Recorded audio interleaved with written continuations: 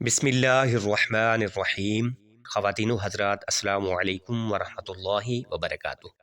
ناظرین کرام، اللہ تبارک و تعالی نے انسان کو بے شمار نعمتوں سے نواز رکھا ہے، مگر جب اللہ تبارک و تعالی کسی کو آزمائش میں مبتلا کرتا ہے تو فوراً انسان شکوے شکایات شروع کر دیتا ہے اور اللہ تبارک و تعالی کی دی گئی ساری نعمتوں کو بھول جاتا ہے۔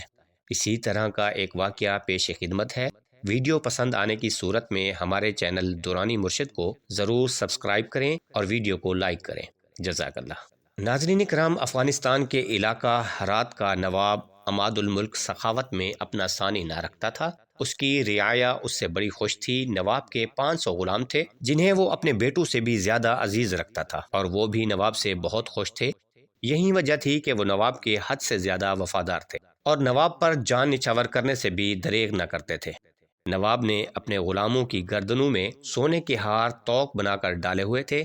ان غلاموں کے سروں پر ہر وقت قیمتی ٹوپیاں رہتی تھیں۔ ان کا لباس انتہائی نفیس اور خوبصورت ہوتا تھا، اور ان غلاموں کے کمر بند بھی سونے کی تاروں کے بنے ہوئے تھے۔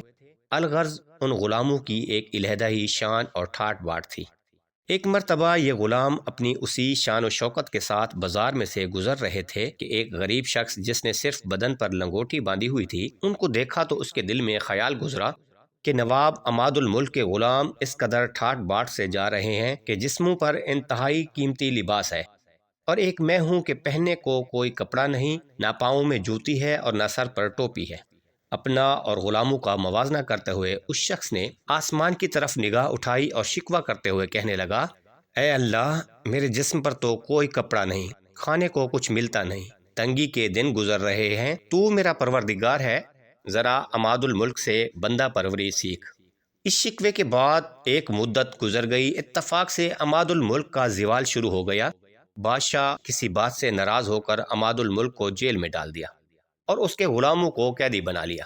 بادشاہ دراصل عماد الملک کے اس خزانے کا پتہ چلانا چاہتا تھا جو کہ بادشاہ کی دانست میں عماد الملک نے کہیں چھپا رکھا تھا۔ بادشاہ نے عماد الملک کے سب غلاموں سے اس بارے میں معلومات کی، مگر کسی نے بھی بادشاہ کو اس خزانے کا پتہ نہ دیا۔ بادشاہ نے ان غلاموں کو بے انتہا اذیتناک سزائیں دیں، لیکن پھر بھی ان 500 میں سے ایک بھی اپنے آقا سے بے وفائی کرنے پر رضامند نہ ہوا۔ حالانکہ عماد الملک کے خزانے کا راز سب کو معلوم تھا۔